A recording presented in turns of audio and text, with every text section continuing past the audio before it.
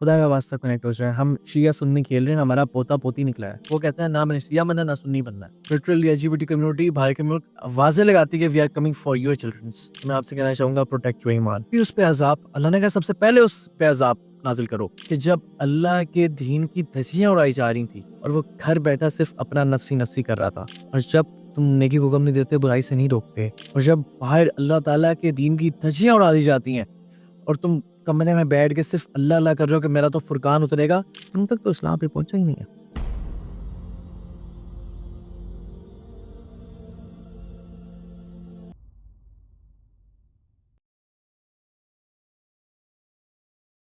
अस्सलाम वालेकुम रहमतुल्लाहि व बरकातहू। हमने एक पिछले टॉपिक में जो हमारा पार्ट 1 था, सुबह हमने खलीफातुल पे बात की, ठीक है। हमने कहा इसका पार्ट 2 ज़रा बाद में डिस्कस करूंगा मैं। इसके काफ़ी पार्ट बचते हैं बट हम उसे ज़रा ब्रीफ करेंगे, ठीक है। जो अब हमने बात करनी है वो हमने बात करनी है इंडिविजुअलिज्म पे। लाइक हर इंसान नफसी नफसी का जो एक कॉन्सेप्ट है जो बना हुआ है हमारे दरमियान, उस पर ज़रा बात करेंगे। मैं एक हदीस से शुरू होता हूँ, मफ़हूम बता रहा हूँ।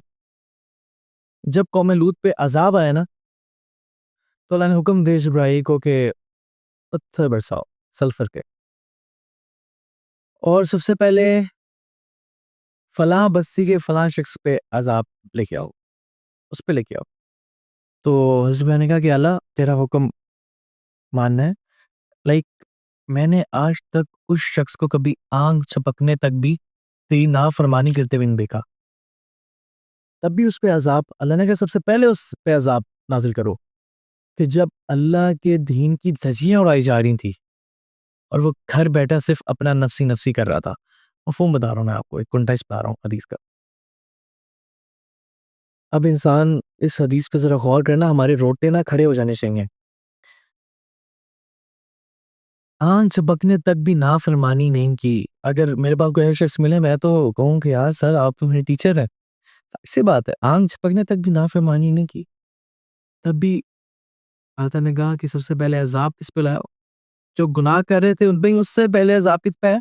इस पे कि जब अल्लाह ताला ने खलीफतुल के भेजा एक पर्पस दिया है, और जब तुम नेकी को हुक्म नहीं देते, बुराई से नहीं रोकते, और जब बाहर अल्लाह ताला के दीन की धज्जियां उड़ा दी जाती हैं और तुम कमरे में बैठ के सिर्फ अल्लाह अल्लाह कर रहे हो कि मेरा तो फुरकान उतरेगा, तुम तक तो इस्लाम पे पहुंचा ही नहीं है। इस्लाम पहुंचा, तुमने सही अडॉप्ट नहीं किया। और आज अगर हम अपनी मिसाल देखें, अब जरा हम आ जाए, जितने भी कौमों पे अजाब है ना, इस वजह से आया था। ऊँटनी की टांगे एक शख्स ने काटी थी, अजाब सब पे आया था। ये किसी वजह से अल्लाह ने कुरान पाक में हमें बताया है कि किन-किन कौमों पे अज़ाब आया और क्यों आया, किसी वजह से बताया था, ताकि हम ना उन चीज़ से सबक हासिल करें। बट हम सबक नहीं हासिल करते कि जी हम तो अल्हम्दुलिल्लाह हम आप सल्लम की उम्मत है, आप सल्लल्लाहु अलैहि वसल्लम ने हमें आप सल्लम की उम्मत से बनाया है, और हम पे अज़ाब ऐसे नाज़िल नहीं होता। अब थोड़ा-सा आगे चलते हैं कि हम जाने कि जो नफ़्सी-नफ़्सी की जो गेम है ना, जो हालत है, कितना बड़ा लाइक कितना बड़ा अज़ाब है एक हम पे। जब आप क्रिश्चियनिटी में ना, अब आप देखें गेम क्या हुई हमारे साथ। क्रिश्चियनिटी में 3 चीज़ें हैं, 3 लेवल्स हैं। कि तुमको बुराई देखो तो सबसे पहले दिल में बुरा जान लो, उसके बाद ज़ुबान, और देन थर्ड है कि तुम हाथ से आओ। इस्लाम इसे सबसे पहले ऊपर ले जाता है, ठीक है? इस्लाम से ग्राफ ऐसे ऊपर लेके जाता है। इस्लाम कहता है सबसे पहले अगर तुम बुराई देखो तो हाथ से रोको। उसके बाद अगर यही नहीं कर सकते तो दिल में बुरा जान लो। अगर दिल में बुरा जान वो ज़ुबान से बोलो, ज़ुबान से अगर नहीं बोल सकते तो दिल में बुरा जान लो, और जान लो कि दिल में बुरा जानने वाला ईमान बहुत कसी है, बहुत लिटल है, छोटा-सा ईमान।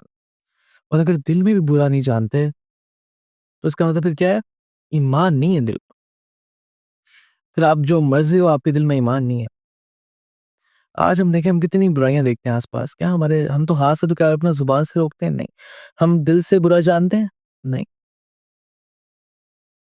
मैं अपनी बात करूँ तो मैं क्या चाहता हूँ दिल से बुरा? हम तो सब फ़ेल हैं।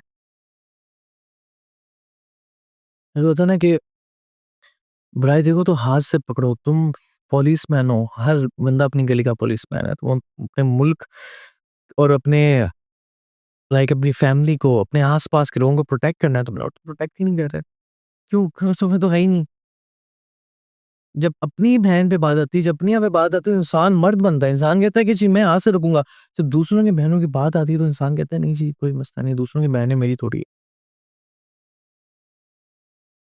तो ना हम थोड़ा-सा स्टेप बैक करें और ज़रा समझें इस बात को कि जो इंडिविजुअलिज़्म है ना ये अब देखें इज़्म इज़ अ प्रीपोज़िशन। जब आप इज़्म किसी चीज़ के साथ जोड़ देते हो, तो उसका मतलब होता है कि हम सही हैं, बाकी सब गलत है।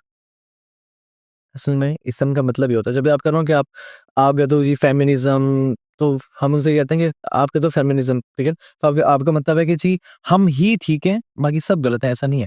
अगर आपको लगता है आप गलत हैं, तो उसका मतलब ये नहीं है कि आप आपको लगता है आप सही हैं, इसका मतलब ये नहीं है कि आप सही हैं।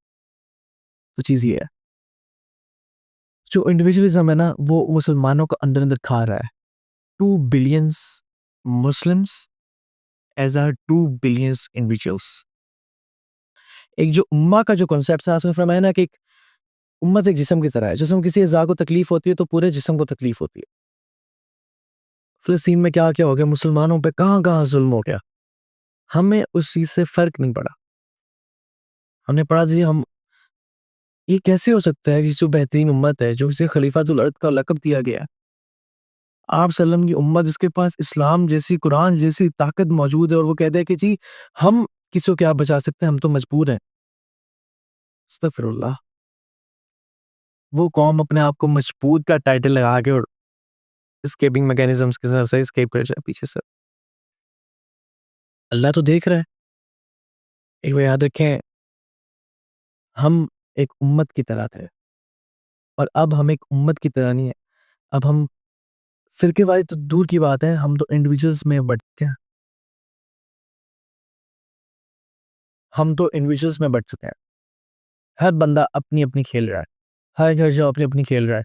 मौलवी साहब आते हैं, वो भी दवाई लेके आते हैं, हम सामने बैठे होते हैं, वो भी दवाई लेके बैठे होते हैं और दवाई देते हैं कि बेटा कुछ नहीं करना तूने, सिर्फ़ अपना नमाज़ रोज़ा खेल, ना देख बुरा, ना सुन बुरा, ना कर बुरा। सिर्फ़ अपना-अपना खेल और तू आज़ाद है। तू हज़ूरुल ख़ताब के साथ खड़ा होगा, आप सल्लम के साथ खड़ा होगा कुरान। इस क्या चल लेते हैं, कैसा है? क्या हमें इस्लाम ये समझाता है? आप हिस्ट्री उठा लें। हिस्ट्री स्पीक्स इटसेल्फ कि जो उन्होंने इंडिविजुअल की तरह है ना टूट गए। वही बात है ना, एक लकड़ी है, 3 अभी जोड़ेंगे तो तोड़ना मुश्किल है, एक-एक तोड़ेंगे तो जल्दी टूट जाएगी। उन्हें हमें तोड़ना आसान इसलिए हुआ क्योंकि हम पहली नफ़्सी-नफ़्सी की आदत में हो गए पड़ गए थे कि तू अपना नफ़्सी-नफ़्सी खेल, तू अपना नफ़्सी-नफ़्सी खेल। हालाँकि नफ़्सी-नफ़्सी तो क़यामत वाले दिन होना है, जब जहाँ इंसान सिर्फ़ अपनी-अपनी सोचेगा। हमने तो दुनिया में हमने उल्टा कर दिया, हम दुनिया में नफ़्सी-नफ़्सी खेल रहे हैं। कितना गलत कॉन्सेप्ट है जो कि मुसलमानों को दिया गया। तभी मैं कह रहा हूँ कि सब आपस में कनेक्ट हो जाएँ। Connect with each other. खुदा का वास्ता कनेक्ट विद ईच अदर। अब पता है इंडियन में 22,000 प्रोफ़ेसर हैं जिसमें से 9,000 यहूदी हैं। यहूदी में एक बंदे की अंदर आग लगी थी, टोलेरेंस नस्ल जो उनका प्रोफ़ेसर था, फिलॉसफर और पूरी एक नस्ल में यहूदियों को कहाँ से कहाँ ला खड़ा कर दिया। और मुसलमान जिनके पास कुरान है ना, तो मोज़ेज़ से दुनिया में मुसलमान होकर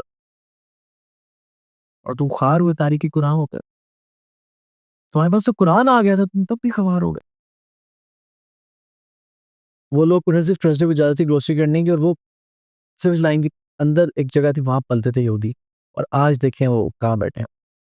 लॉबिंग, कनेक्ट आपस में। हर 18 साल का बच्चा कहीं भी पैदा होगा यहूदी है, उसके में से उसकी पैसों में से 10% प्रॉपर उधर जाता है, ईसाई को। फाइनेंसिंग ऐसी होती है, ऐसी कौमें बनती हैं। बड़ी-सी गाड़ी में जब छोटा-सा आदमी उतरता है ना, तो कौम बर्बाद कर देता है और एक पैदल चल के आने वाला बड़ा आदमी आता है, तो कौम बना देता है। जो अपने छोटे पर्पस लेके, छोटे कॉन्सेप्ट्स लेके आता है और आगे-आगे सबको दे देता है, यार अपनी-अपनी खेलो, बस ये है या पैसा पर्पस है, सब कुछ ये पर्पस है। छोटा आदमी है। जो बड़े मसाइल लेके आता है और बड़े मसाइल हल करता है, वो होता है असल आदमी। और मुसलमान ने तो सबको बताया कि तुम्हारे पास प्रॉब्लम है, सॉल्व करना है। मुसलमान होना चाहिए था प्रॉब्लम सॉल्वर, लेकिन आज मुसलमान प्रॉब्लम सॉल्वर।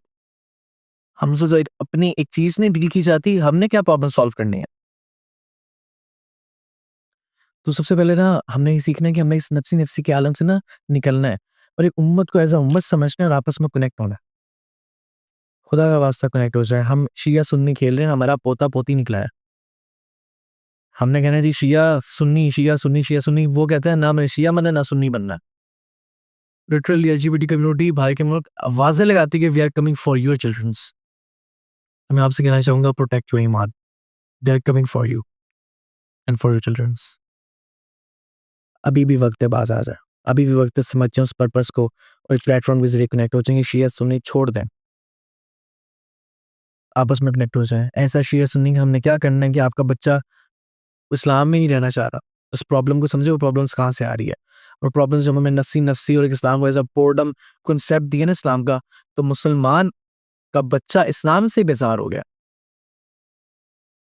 असल पर्पस को समझें और इंशाअल्लाह ताला ये था मेरा एक छोटा-सा ब्रीफ सा टॉपिक जिस पे हमने सिर्फ़ इस पे बात करनी है कि हम नफ़्सी-नफ़्सी को छोड़ते हैं और एक उम्मत की तरह आपस में कनेक्ट हो जाएँ। अस्सलामु अलैकुम व रहमतुल्लाहि व बरकातहू। जज़ाकल्लाह खैर।